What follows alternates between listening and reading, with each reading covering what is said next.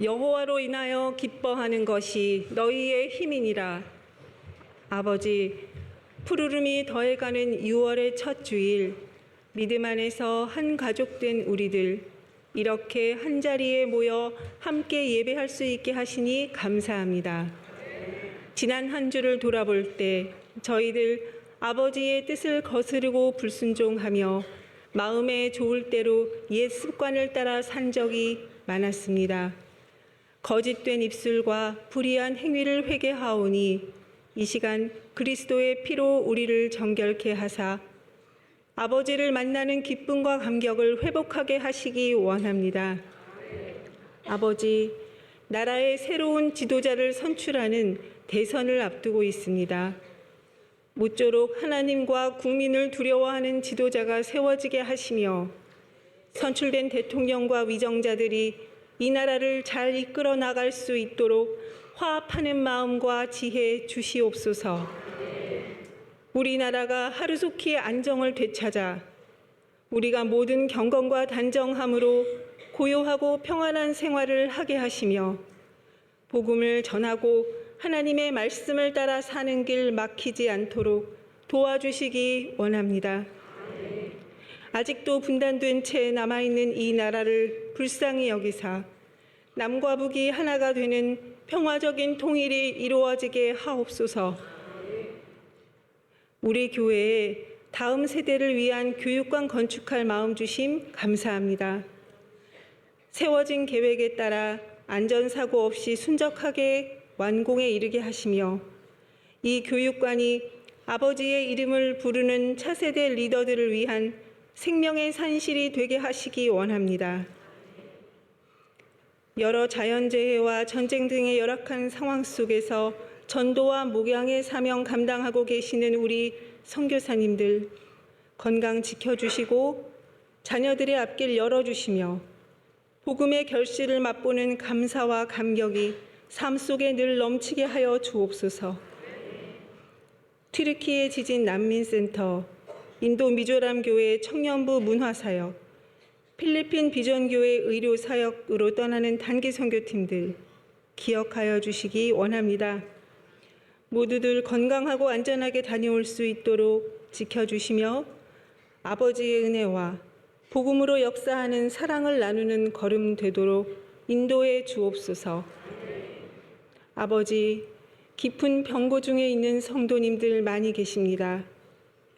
이 세상 그 어떤 위로도 소용없을 그 자리, 침상을 눈물로 적시는 당신의 아들, 딸들을 주께서 친히 안아주시며 영육간의 모든 고통에서 자유함 얻게 하시고 주님 주시는 평안과 기쁨으로 찬양할 수 있도록 붙들어 주시옵소서. 아버지, 귀하신 우리 목사님, 총회 임원으로 세워주심을 감사합니다. 허락하신 사명의 자리 순종으로 감당하며 은혜가 은혜되는 섬김을 이어가게 하시옵소서. 이 시간 준비한 말씀 전하실 때 주께서 권능의 손길로 붙들어 주시며 새 힘 주시기 원합니다. 말씀 듣는 저희들은 기도하는 마음으로 집중하며 믿음과 사랑으로 말씀을 받아 마음에 간직하고 삶 속에서 실천하여 열매 맺도록 성령 하나님께서 도와주시기 원합니다. 우리 청운의 성도님들 모두가 영광스럽고 아름다운 하나님의 형상에 이르기까지 함께 말씀 먹고 함께 기도하며 참된 예배자로 자라가도록 인도해 주실 것을 믿습니다. 아버지의 기쁘신 뜻대로 우리를 예정하사 예수 그리스도로 말미암아 당신의 자녀들이 되게 하셨으니 할렐루야 찬양대, 나우 찬양팀, 그리고 회중 찬양으로 주 앞에 선 우리 모두가 이 시간 주 하나님을 기뻐하며 우리에게 거저주시는 바 그 은혜의 영광을 한 목소리로 찬송하게 하옵소서. 이 모든 말씀 사랑하는 나의 주 예수 그리스도의 이름으로 기도하며 이제는 주님께서 가르쳐 주신 기도를 함께 드리오니 하늘에 계신 우리 아버지, 아버지의 이름을 거룩하게 하시며 아버지의 나라가 오게 하시며 아버지의 뜻이 하늘에서와 같이 땅에서도 이루어지게 하소서.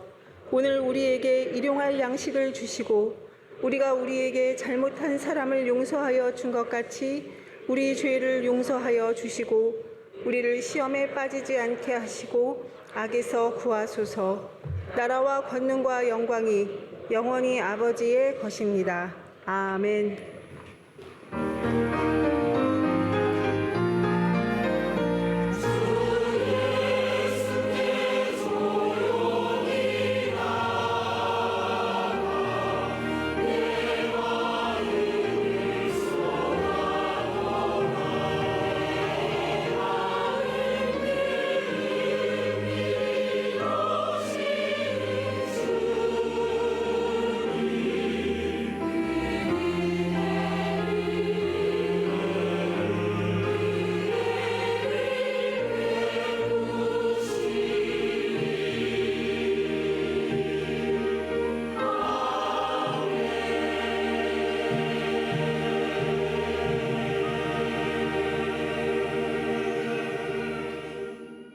오늘 우리들에게 주시는 하나님의 말씀 보도록 하겠습니다. 신약 성경 로마서 12장 9절로 13절까지의 말씀입니다. 제가 준 신약 성경 256면에 있는 로마서 12장 9절로 13절까지의 말씀, 제가 9절로부터의 말씀을 봉독드리겠습니다. 사랑에는 거짓이 없나니 악을 미워하고 선에 속하라. 형제를 사랑하여 서로 우애하고 존경하기를 서로 먼저 하며 부지런하여 게으르지 말고 열심을 품고 주를 섬기라. 소망 중에 즐거워하며 환난 중에 참으며 기도에 항상 힘쓰며 성도들의 쓸 것을 공급하며 손대접하기를 힘쓰라. 아멘. 하나님의 말씀입니다. 이 시간 할렐루야 찬양대가 하나님께 찬양으로 영광을 돌리겠습니다.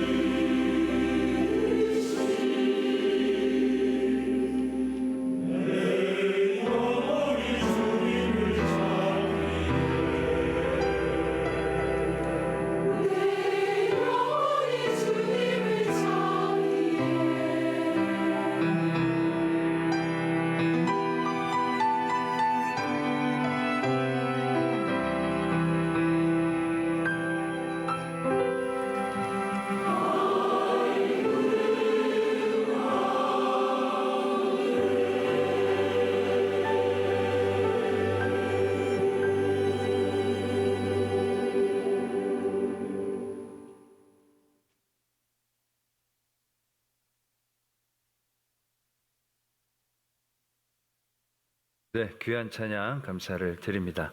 말씀을 위해 함께 기도드리겠습니다. 사랑과 은혜 하나님 아버지, 오늘도 주의 귀한 말씀 앞에 세워주심 감사합니다. 그 말씀을 통하여 우리를 향한 하나님의 그 사랑의 고백, 우리를 향한 그 은혜의 깊이를 더욱더 알아가기를 소망하오니 오늘도 성령을 통하여 하나님의 말씀 제대로 알아들을 수 있도록 저희를 붙잡아 주시옵소서. 믿사오며 예수 그리스도의 이름으로 기도드립니다. 아멘. 우리가 구원이라는 말로 다 할 수 없는 놀라운 은혜를 선물로 받았습니다. 그 구원을 얻기 위하여 우리에게 필요한 믿음조차도 우리의 힘과 능이 아닌 하나님의 은혜로 주어진 것이기에 우리는 말할 수 없는 은혜를 전적으로 입은 사람들입니다. 그렇게 말할 수 없는 은혜를 받은 우리들이 그럼 이제 어떻게 살아가야 하는지에 대한 말씀을 우리가 지금 계속 나누고 있습니다. 오늘은 로마서 12장 9절 이하의 말씀을 우리가 함께 보았습니다. 사랑에는 거짓이 없나니 악을 미워하고 선에 속하라. 형제를 사랑하고 서로 우애하고 존경하기를 서로 먼저 하며 부지런하여 게으르지 말고 열심을 품고 주를 섬기라. 소망 중에 즐거워하며 환난 중에 참으며 기도에 항상 힘쓰며 성도들의 쓸 것을 공급하며 손대접하기를 힘쓰라. 우리가 이 전주까지 우리가 은혜를 받은 우리들이 이제 어떻게 살아야 하는가에 대한 말씀을 나눴지만 구체적으로 우리가 어떤 행동을 하기보다는 우리가 어떤 시각과 어떤 마음가짐을 가지고 우리의 삶을 바라보고 대하여야 하는 어떤 그러한 말씀들을 우리가 더 많이 나누었었습니다. 실질적으로 우리가 뭘 막 딱히 막 하라는 것에 대한 요구는 별로 없었습니다. 근데 오늘 고지서가 날라왔습니다. 우리에게 진짜 뭘 해야 한다는 고지서가 날라왔는데 엄청 많은 일들을 갑자기 요구하는 그러한 고지서를 받아들게 됩니다. 선에 속해야 되고 사랑해야 되고 열심 내야 되고 기도 힘쓰고 성도들은 막 이 공급할 것들을 생각하고 대접하기를 힘쓰고 한꺼번에 몇 절 안에 막 우리가 구체적으로 해야 될 행동들이 막 쏟아지게 되는 것을 우리는 경험하게 되는 거죠. 그러면서 다시 한번 천천히 바라봅니다. 이거 꼭 은혜 받은 사람들만 하는 게 아니라 원래 선을 행해야 되고 사랑해야 되는 거고 열심히 주 섬겨야 되고 기도해야 되는 거, 이거는 은혜 받지 않은 그런 이스라엘 백성들에게도 요구되어진 것이 아니었을까라는 생각들도 이제 해보게 됩니다. 그러면서 다시 이 말씀을 통해서 우리에게 주시고자 하시는 진짜 뜻은 무엇인가 계속 이 말씀을 묵상을 하는 가운데 왠지 제 마음이 이렇게 답답해지는 것을 느끼게 됩니다. 그러면서 떠오르는 사람이 있습니다. 누구냐면 테레사 수녀 같은 분이 떠오르는 겁니다. 이게 노벨 평화상 정도 받는 수준의 일이 아닐까라는 그런 무게감을 느끼게 된다라는 얘기죠. 이게 아까도 말씀을 드렸지만 이게 어차피 해야 될 것 말씀하시긴 하는데 그냥 해야 될 정도만 얘기하는 게 아니라 더 깊은 단계를 우리에게 요구하고 계시는 그런 느낌을 지울 수가 없는 거죠. 선을 행하라. 그럼 우리가 선을 행하면 돼요. 그럼 우리 삶의 자리에서 선 몇 분 행하면서 조금씩 우리가 살아나가면 되는데 아예 단호한 태도를 원하는 거죠. 악을 미워하라는 거예요. 악을 미워하라는 거예요. 선을 행하는 것만 아니라 악을 단호하게 우리의 삶의 자리에서 악한 부분을 단 1%도 남겨놓지 않도록 거기에 막 껴있으라는 거예요. 우리가 착하지만 늘 착하지는 않잖아요. 늘 착한 게 쉽지 않잖아요. 그래도 한 60% 착하면 꽤 착하다라고 얘기할 수 있겠는데 그 정도로 만족해 하시는 게 아니라 1%도 악해서는 안 된다. 이런 요구를 우리에게 주시는 것 같은 느낌 받는다는 거예요. 형제를 사랑하는 것도 그냥 사랑하는 게 아니라 사랑하고 우애하고 존경하고 서로 그걸 먼저 하라는 거예요. 그냥 한 번만 얘기하는 것이 아니라 그냥 세 번 연타석으로 사랑하고 우애하고 존경하고 그걸 먼저 하라는 거예요. 이건 계명보다 더 센 느낌을 받는다는 거죠. 왜냐하면 계명도 하나님을 사랑하고 이웃을 사랑하는 계명이지만 그 내용이 뭡니까? 살인하지 말라, 도적질하지 말라, 간음하지 말라, 거짓 증언하지 말라, 탐내지 말라. 이 정도예요. 솔직히 이 정도면 할만하지 않습니까? 살인은 하는 게 더 어렵지 안 하는 게 더 어렵지 않지 않아요. 그러니까 이거 지키는 게 그렇게 막 어려운 쪽은 아닌 거예요. 오히려 율법이 은혜 받기 전에 사람들에게 원하셨던 그 율법이 더 쉽지.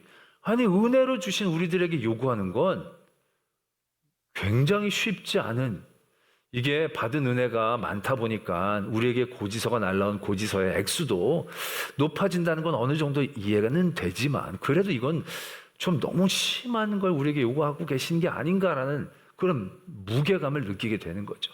열심을 내는 것도 그냥 열심히 주를 잘 섬겨라, 이 정도로 얘기하는 게 아니라요, 부지런하고 게으르지 말고 열심을 내는, 1%의 여지도 주지 않는 거예요. 사람이 늘 부지런할 수 있어요. 늘 하다가도 좀 쉬기도 하고 좀 게을러지기도 하고 뭐 이러면서 사람이 사는 맛이 그런데, 오늘 말씀은 부지런해야 되는데 게으르지 않고 부지런해야 돼요. 그리고 열심을 품고 그냥 열심히, 그냥 습관이 되어지는 그런 삶으로 주를 열심히 섬기라는 거예요. 기도하는 것, 성도 기도하는 것 당연한 일이죠. 근데 그 기도가 소망 중에 즐거워하고 환난 중에, 그러니까 모든 상황 가운데에서도 기도하는 것에 깨어있고 기도로 분주해져라, 이런 얘기예요. 그냥 기도 열심히 하라는 정도가 아니라 항상 기도하라, 그거보다 더 센 요구에 가까운 말씀을 우리에게 주고 계시는 거예요. 게다가 성도들의 쓸 것을 막 공급하고 대접하는 것은 뭐 보는 사람 대접하는 건 대접하는데, 다른 사람들 쓸 것까지 알아서 막 공급하라? 이건 좀 너무 지나친 게 아닌가라는 생각들 해보게 되는 거죠. 그러면서 생각해 봅니다. 아니, 우리가 받은 은혜가 크고 놀랍다는 건 인정. 근데 너무 크고 놀라운 은혜를 주셨다고 너무 무거운 짐을 우리에게 요구하고 계시는 것은 아닌가 라는 생각을 해보게 되는 거죠. 아니, 근데 그러다가 보니까 이런 생각이 드는 겁니다. 아니, 그 이전에 율법, 왜 율법을 폐하시고 이런 은혜를 주셨습니까?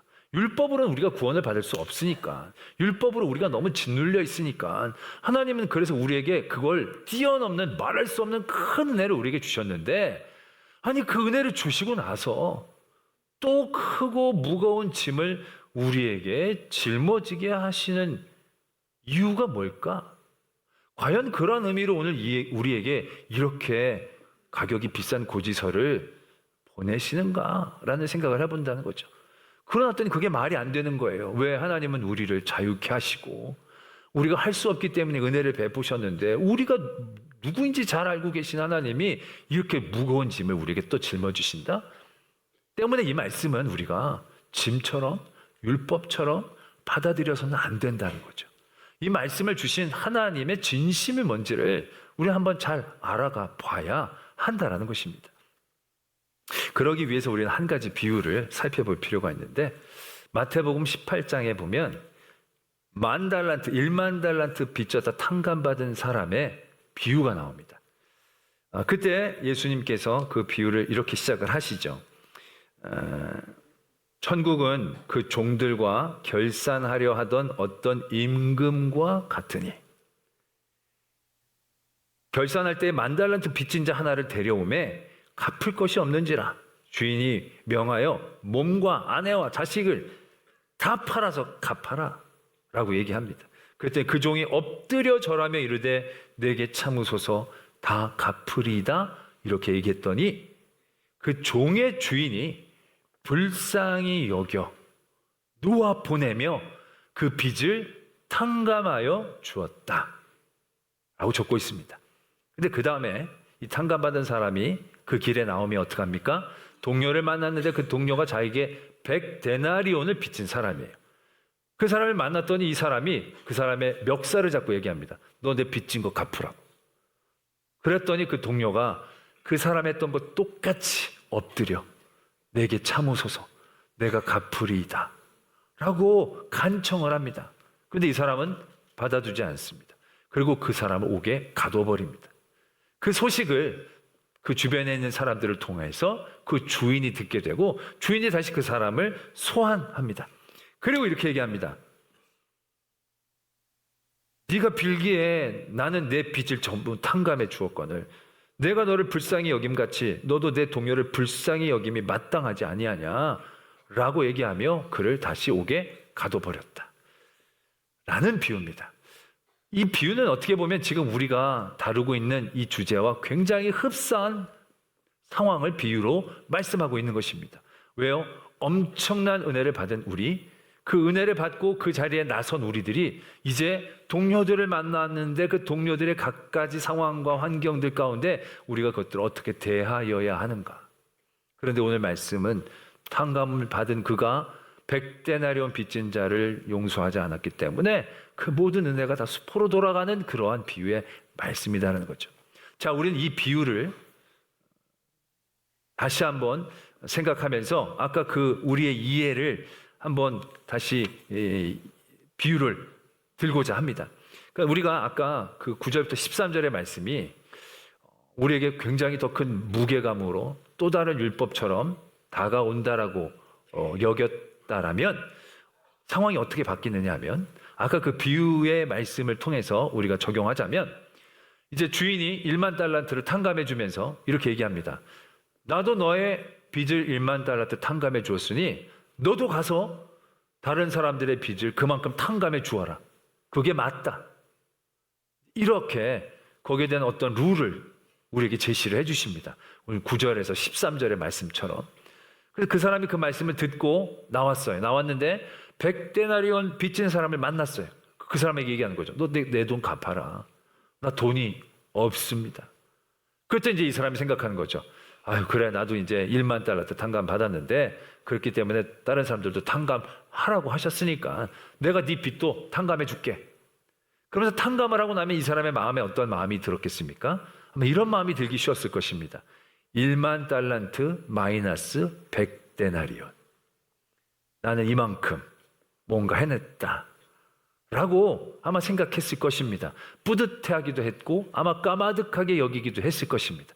그는 많은 사람들을 만나서 자기에게 빚진 사람들의 빚을 탕감해 주면서 점차 그런 생각들을 쌓아가기 시작했을 것입니다. 1만 달란트 마이너스 100데나리온, 50데나리온, 60데나리온. 그것들이 쌓여가면서 그의 마음 가운데 분명히 이런 생각도 들었을 것입니다. 이제 그만할까? 굉장히 많이 했다. 나만큼 한 사람이 누가 있을까? 이 정도면 1만 달란트 거의 가지 않았을까? 라는 생각을 품게 되지 않았을까요? 또 나아가서 사람들이 그 사람에게 나한테 돈 좀 꿔달라고 하면 이 사람이 돈을 꿔주겠습니까? 꿔줄 수 있겠습니까? 없겠습니까? 생각해 보세요. 이젠 꿔주는 게 이 사람의 사전에는 없는 거예요. 왜? 꿔주면 그냥 줘야 되는 거예요. 왜? 탕감 받았으니까 탕감해 주라니까. 그냥 줘야 되는 문제인 거죠. 다시 받는 거 기약할 수가 없는 거예요. 그럼 이 사람이 더 기꺼운 마음으로 줄 수 있겠냐는 거죠. 아니요. 이제부터 꿔주는 것에 대해서 굉장히 절제하게 될 겁니다. 그리고 나서 아마 사람들을 만나면 계속 꿔달라고 할까봐 인간관계도 끊어갈 수도 있을 것입니다. 돈 꿔달라는 얘기 듣기 싫어서 안 만날 수도 있는 거예요. 누가 보자 그러면 바쁘다고 늘 피해다니는 그런 삶으로 산다면 이 사람의 삶이 지금 1만 달란트라는 엄청난 빚을 탕감받은 그 기쁨을 온전히 누리며 살 수 있는 삶의 모습이 되느냐는 거죠. 그런 삶을 누릴 수가 없는 거예요. 1만 달란트 탕감받은 기쁨으로 사는 게 아니라 거기서 내가 갚아나가는 눌림으로 사는 거예요. 거기에서 또 많은 사람들을 돕고 사랑할 수 있는 그런 마음의 여지조차 점점 닫혀가는 그런 삶의 모습으로 살아갈 수도 있을 것이다 라는 얘기죠. 근데 오늘 말씀에 보면 그 주인이 조건을 달지를 않아요. 내가 너 이렇게 해주니까 너 이렇게 하라고 하면서 그 사람을 내보낸 게 아니에요. 그냥 불쌍해서 빚을 탕감해 준 거예요. 근데 왜 다시 잡아 들어갔냐? 그래도 이 주인이 원하는 게 있었어요. 그 주인이 원하는 게 뭐냐? 내가 너 탕감해 줬으니까 너도 탕감해 줘야 되지 않느냐? 그 행위를 원하는 게 아니에요. 말씀에 보면 이렇게 적혀져 있어요.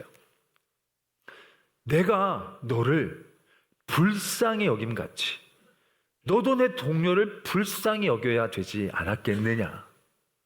내가 너를 불쌍히 여기는 마음을 가졌듯이 너도 네 동료를 불쌍히 여기는 마음을 가져야 되지 않았겠느냐? 라고 말씀하고 계신다는 거예요. 행위를 따라하는 것이 아니라 행위를 갚으라는 것이 아니라 그 빚을 탕감해 줬을 때의 그 주인의 마음을 품고 그 마음을 알아가기를 원했던 그런 마음이 이 주인의 마음이었다는 것을 비유를 통해 분명히 얘기하고 계시죠. 그래서 그 뒤에도 말씀의 35절에 이렇게 얘기하고 계시죠. 너희가 각각 마음으로부터 형제를 용서하지 아니하면 나의 하늘 아버지께서도 너에게 이와 같이 하시리라. 각각 마음으로부터 형제를 용서하지 아니하면 그냥 행위로 그냥 덮어두고가 아니라 마음으로부터 용서가 되어져야 한다는 거죠. 그 마음으로부터 용서가 되어진다는 건 내 행위를 얘기하는 게 아니라 나를 용서하시는 하나님의 마음을 내가 품는 것을 의미하고 있는 거예요. 이 비유의 시작이 어떻게 되느냐 하면 베드로가 7번씩 용서하면 되지 않습니까? 베드로에게 7번은 횟수예요. 행위예요. 율법이에요. 그 정도만 해도 충분히 되지 않겠습니까? 라고 얘기했을 때 예수님이 뭐라고 말씀하십니까? 아니다. 70번씩 7번이라도 용서해라. 이건 490번을 의미하는 게 아닙니다. 이건 그 마음이 되어져야 한다는 거예요. 용서하는 게 행위나 율법으로 되어지는 것이 아니라 용서가 그 마음의 DNA처럼 자리 잡기를 원하고 계시는 거예요. 그때부터 이건 성품이 되는 거예요. 마음이 되는 거예요. 자기의 경향성이 되는 거지 용서하겠다는 행위로 되어지는 것이 아니다라는 것을 분명하게 얘기하고 계신다라는 것입니다. 때문에 우리는 그렇게 이해를 해야 하는 거예요. 이 말씀도 서로 사랑해야 돼. 이게 아니라 사랑하는 DNA를 가져야 하는 거예요. 열심이라는 DNA로 우리의 마음을 바꿔내야 하는 도전을 우리에게 원하고 계시는 거예요. 그래서 9절에 보면 사랑을 먼저 얘기하세요. 사랑하라고 얘기하는 게 아니라 사랑에는 거짓이 없다. 거짓은 사실을 다르게 얘기하는 행위를 의미하는 게 아니고 사랑에는 진실함이 있다는 거예요. 사랑은 나누어지지 않는다는 거예요. 사랑은 온전함이라는 거예요. 사랑은 그 마음으로 뭐 생각하고 한 게 아니라 그 마음에 기뻐하며 그 일들이 되어지는 그런 모습을 얘기하는 거예요. 그래서 우리가 선에 속하라고 할 때 선에 속하려고 애쓰는 그것으로 끝나는 게 아니라 선이 편해지는 상태를 우리가 얻기를 원하고 계시는 거예요. 그런 상태까지 우리가 도전해야 한다는 거예요. 우리의 마음을 바꿔야 한다는 얘기예요. 그래서 사랑하는 것도 그냥 사랑하고 친절하게 대하라 이 정도만 얘기하는 게 아니고요. 사랑하고 우애하고 존경하고 그걸 먼저 해야 되는 거예요. 먼저 앞장서서 사람을 사랑하고 존경할 수 있어야 한다는 거예요. 근데 이게 사람의 타고난 성품에 따라 이게 차이가 많이 나잖아요. 어떤 분들은 외향적인 분들은 먼저 표현하고 뭐 이런 게 되게 쉬워요. 그런데 내성적이거나 태어나기를 원래 까탈스럽게 태어난 분들은 이게 쉽지 않아요. 난 내 결대로 살래. 먼저 하는 거 진짜 힘들어. 누군가가 먼저 해주면 할까? 난 못하겠어. 그러면서 그냥 그렇게 살아가려고 할 수도 있을 거예요. 근데 그런 것도 지금 오늘 말씀은 도전하고 계시는 거예요. 그게 어려워서 그냥 있는 대로 살려고 하는 분들은요, 분명히 기억하셔야 돼요. 내가 받은 은혜가 얼마나 큰지를 떠올려야 되는 거예요. 우리가 이 1만 달란트가 얼마인지 혹시 아시는지 모르겠습니다. 1달란트가 6,000데나리온이라고 합니다. 그러니까 한 데나리온은 한 사람의 일당이에요. 편하게 10만 원 정도로 잡는다면 한 달란트는 6억이에요. 그럼 10,000달란트는 6조예요. 6조예요. 여러분들 이 정도 되면 만약 내가 서로 사랑하고 우애하고 먼저 해야 되는데 이건 너무 힘들어. 마음 바꾸는 거. 그냥 난 이 결대로 살래. 그러면 여러분들 떠올리셔야 돼요. 6조를 토해내는 게 낫는지 내 마음을 변화시키는 게 낫는지 심각하게 생각해 보셔야 되는 거예요. 난 너무 마음 바꾸는 게 힘들어서 6조를 토해낼래? 말도 안 되는 얘기죠. 너무 어리석은 얘기죠. 이게 말이 최소로 6조인 거예요. 이게 1만 달란트 비유를 통해서 한 거지 내가 하나님 앞에 구원받은 그 구원의 은혜는 상상이 안 되는 은혜인 거잖아요. 그걸 토해내고 싶으세요? 아니잖아요. 우리가 이거 토해내는 것보다는 내 마음을 바꾸는 게 훨씬 낫다고 생각하셔야 돼요. 그러면서 이게 어렵다? 여러분, 이게 어려운 게 아니에요. 하나님의 아들 예수 그리스도가 인간의 몸을 입고 내려오는 게 어렵겠어요? 내성적인 마음이 약간 좀 외향적으로 바꿔지는 게 어렵겠어요? 어려워요? 쉽잖아요. 쉬워서 대답 안 하시는 거잖아요. 그렇게 생각해 보면 바꿔내는 게 맞아요. 여러분들의 삶을 성품을 바꿔내야 되는 거예요. 그냥 사랑하려고 애쓰는 게 아니라 사랑하고 우애하는 게 편할 정도까지 우리의 마음을 도전하고 바꿔내고 애를 써야 한다는 거예요. 왜 그렇게 힘들게 해야 되는 거예요? 이게요 정말로 중요한 거예요. 왜? 이건 우리들에게 날라온 고지서가 아니에요. 이거 안 하면 은혜 헛돼. 이거 안 하면 뺏을 거야. 그 얘기를 하려고 이 말씀을 주시는 게 아니라요. 우리에게 주신 엄청난 은혜를 제대로 누릴 수 있는 안내서를 우리에게 주시는 거예요. 우리가 하나님이 주신 은혜가 얼마나 큰지, 얼마나 높은지, 얼마나 위대하고 아름다운 것인지 그걸 제대로 깨달아가는 게 정말 중요한 거거든요. 이게 그 방법을 얘기하고 계시는 거예요. 우리가 힘들게 나의 성품을 바꿔 나갈 때 우리는 우리에게 주신 은혜 그게 거저오지 않음을 깨닫게 되는 거죠. 그게 쉽게 우리에게 주어진 것이 아님을 깨닫게 되는 거예요. 내가 이 성품 하나 바꾸고 내가 얼굴 약간 좀 해가지고 사람들 앞에 막 얘기하는 거 이게 쉽지 않다라고 생각하겠지만 그게 어려움에도 내가 그것을 해낼 때 하나님의 아들 예수 그리스도가 인간의 몸을 입고 이 땅에 오시며 그 했던 모든 일들이 얼마나 힘드셨을까. 그게 얼마나 힘든지가 깨달아지면 내가 받은 은혜가 얼마나 놀라운 것인지 얼마나 진한 것인지 우리가 더 깨달아 알 수 있게 되어진다라는 얘기입니다. 우리가 뭘 제대로 알아갈 때 그 처지가 되어봐야 더 제대로 알아가는 경우들이 비일비재하지 않습니까?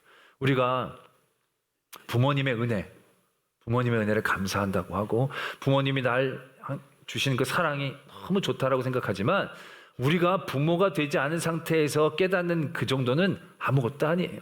물론 부모가 아니었을 때 부모님 은혜 감사하고 고맙죠. 왜? 밥도 주시고 옷도 사주시고 등록금도 대주시고 뭐 여러 가지 대주시고. 그렇지만 여러분 부모님들이 뭐 안 해주고 혼내주고 막 그러면 어떻습니까? 계몽가 뭐 이렇게 생각하면서 섭섭해할 때도 그 이해가 안 될 때가 많잖아요. 그런데 우리가 부모가 되면 애를 낳으면 그 아이가 속상할 때 혼내고 그런 과정을 할 때 우리가 깨닫게 되어지지 않습니까? 우리의 어머니, 우리 아버지가 얼마나 깊은 사랑으로 나와 함께 하셨는지를 오히려 제대로 알게 되어지지 않느냐라는 것이죠. 그때 우리는 철이 들지만 이미 늦어버릴 때도 또 많이 있지 않습니까? 그 은혜가 은혜되게 그 은혜를 감사함으로 제대로 표현할 수 있는 그 자리를 우리가 좀 더 빨리 깨달았었더라면 이렇게 생각하는 경우들이 있지 않습니까? 오늘 하나님께서 우리에게 이렇게 얘기하시는 거예요. 사랑하고 우애하고 존경하기를 서로 먼저 해라. 너무 힘들어요. 힘들지만 그것이 더 편할 수 있도록 네가 막 도전하고 애쓰면 인간의 몸을 입고 이 땅에 내려오시기 위해 힘들고 애쓰는 그 모든 하나님의 우리를 향한 그 사랑의 깊이가 더욱더 우리에게 절실하게 체감되고 고백되어지지 않겠냐는 거죠. 그럼 내 은혜가 더 크다라는 걸 알게 되는 거예요. 부지런하고 게으르지 말고 열심을 품고 주를 섬겨라. 열심을 내서 정말로 뒤도 안 돌아보고 정말 숨이 가쁘도록 막 열심히 섬기면 너무 힘들지 않을까요? 우리 힘들게 하려고 이렇게 하신 게 아니라는 거예요. 주의 일들 맡아서 열심히 하는 분들이요. 열심히 하면서 깨닫는 게 뭔지 아세요? 하나님이 날 위해 하신 일에 비하면 아무것도 아니라는 걸 깨닫게 되는 거죠. 우리는 교회 일, 큰 일도 아닌데 그거 하나 하는데 얼마나 애를 씁니까? 그런데 하나님은 태초부터 우리를 위해 계획하시고 예정하시고 준비하시고 직접 내려오셔서 우리를 위하여 고난당하시고 우리를 위하여 그 모든 모진 상황들을 다 감내하시고 우리를 위하여 그렇게 사랑해 주시고 지금도 우리를 눈동자처럼 보호하시고 주무시지도 쉬시지도 않고 우리와 함께 하신다는 그 하나님의 열심이라는 게 그냥 말로만 고백할 수 있는 열심이 아니라는 사실에 대해서 우리는 더 깊이 깨닫는, 내가 교회를 좀 하나 난 것들도 굉장히 힘드는데 물론 하나님은 하나님이시니까 좀 편하시겠지 쉽겠지라고 생각할지라도 우리를 향한 그 열심, 지금도 날 위해 기도하고 계시는 우리를 향한 예수 그리스도의 열심이라는 게 더 깊은 은혜로 체험되지 않겠냐는 거죠. 우리가 소망 중에 즐거워하고 환난 중에 참고 기도에 항상 힘쓴다는 거, 이 기도에 항상 힘쓴다는 것도요 그냥 기도만 하다 보면 몰라요. 그런데 정말로 고통 중에 눈물 가운데 환난에서 떠나지 않고 그 환난 중에서 더 기도하기를 애쓰고 힘쓸 때 우리는 겟세마네 동산에서 하시는 예수 그리스도의 기도를 이해할 수 있게 되는 거죠. 공감할 수 있게 되는 겁니다. 내가 아무리 많이 울어도 주님이 날 위해 흘리신 눈물에 비하면 아무것도 아니구나. 내가 너무 아프고 고난을 당하면 내가 이렇게 왜 아픕니까? 그런 가운데서도 더 열심으로 주님을 향해 기도하게 되면 내가 지금 아무리 아파도 날 위해 십자가에 달리신 예수 그리스도의 고통에 비하면 아무것도 아니구나. 생살에 못을 받고 다리에 못을 받고 숨이 컥컥 차오른 십자가에 달려 계신 그 예수 그리스도의 고통에 비하면 나는 아무것도 아니구나. 내가 이미 받은 은혜가 또 놀랍구나. 이렇게 깨달아질 수밖에 없다는 것이죠. 내가 아무리 많은 사람들에게 비난을 받고 배신감에 휩싸여 절망한다 할지라도 예수님이 당하신 배신에 비하면 나는 이건 아무것도 아니다. 내가 받은 은혜와 사랑이 얼마나 크고 놀라운지에 대하여 더 깊이 깨달아가는 거예요. 여러분, 여행이나 갈 때도 다 그렇잖아요. 아는 만큼 보인다고. 준비한 만큼 깨닫고 준비한 만큼 느끼는 거예요. 모르는 사람은요, 아무리 명소가 있어도 그냥 지나가요. 그런데 아는 사람은 그 명소가 명소인 줄 알고 거기서 막 느끼잖아요. 누리잖아요. 막 그림도에 모르는 사람들은 그냥 빨주노초 파나 보면서 지나가요. 근데 그림을 아는 사람은 탁 멈춰서 그러면서 어떤 사람은 그림을 보면서 눈물도 막 제대로 느끼잖아요. 여러분 삶에 제발 무식하게 좀 살지 마세요. 좀 유식하게 좀 살아보세요. 이게 알아야, 이게 하나님의 은혜도 알아야 유식. 아무 생각 없이 지나면 그냥 지나가는 그냥 산이고 들이고 바다고 공기고 이래요. 근데 우리가 이러한 열심을 내고 이러한 사랑을 품고 예수 그리스도에 닮아간 그 마음을 공감하면서 우리가 살아가면 우리가 한숨 한숨 내쉬는 쉼이 그냥 쉼이 아닌 거예요. 뭐 하나하나가 다 날 위하여 하나님이 창조해 주신 것처럼 기쁘고 즐거운 거예요. 돌불에 걸릴지라도 이게 또 하나님이 나를 더디가게 하시려는 은혜가 아닌가. 그 하나하나가 너무너무 새롭고 놀랍게 내게 다가온 거죠. 그럼 그 삶의 질이 얼마나 바뀌겠어요. 그냥 건조하게 눈 떴다가 오늘 아무 일 없이 눈 감고 그렇게 사는 삶이 아니라 정말로 깊은 은혜 가운데 나를 깨워주시고 지켜주시고 잠들게 하시는 그 놀라운 그 은혜의 하루로 바라볼 수 있는 건 이러한 하나님의 마음을 알 수 있는 이런 열심들, 이런 해설서가 우리들에게 분명히 필요하다는 얘기죠. 성도들의 쓸 것을 공급하며 손대접하기로 힘쓰라. 여러분 주변에 한번 보세요. 생전 한 번도 안 사는 분들이 주변에 있을 거예요. 그리고 늘 밥 사는 분들이 주변에 있을 거예요. 두 분 중에 누구 표정이 더 좋던가요? 한 번도 밥 안 사는 분, 늘 돈을 안 쓰니까 늘 좋아가지고 웃으면서 당길 것 같죠? 이분들은 표정이 좋은 적이 없어요. 왜? 늘 긴장하거든요. 또 돈 내지 않기 위해 늘 깨어있거든요. 늘 상황을 살펴보거든요. 그래서 늘 식당 구석에 앉아있든지 부츠를 신고 가가지고 한참을 신든지 뭔가 돈을 안 내려는 생각으로 가득 차 있기 때문에 늘 고민하고 생각하고 늘 얼굴이 긴장돼 있어요. 그렇지 않던가요? 그러나 늘 돈 내는 분들은 편해요. 거리끼는 게 없어요. 매이는 게 없어요. 그냥 기쁘고 그냥 즐겁고 누리는 거예요. 돈은 이 사람이 더 많을지 모르지만 온전한 은혜를 누리는 건 아닌 것이 되는 거겠죠. 오늘 여러분들에게 하나님께서 무거운 짐을 짊어주시는 게 아니에요. 여러분들이 힘들게 하시는 게 아니에요. 너 큰 거 받았으니까 이제 너도 크게 고생해라. 이런 얘기를 하고 계시는 게 아니라 내가 너에게 엄청난 은혜를 줬는데 이걸 제대로 누리고 제대로 알아갈 수 있는 해설서를 우리에게 주시는 거예요.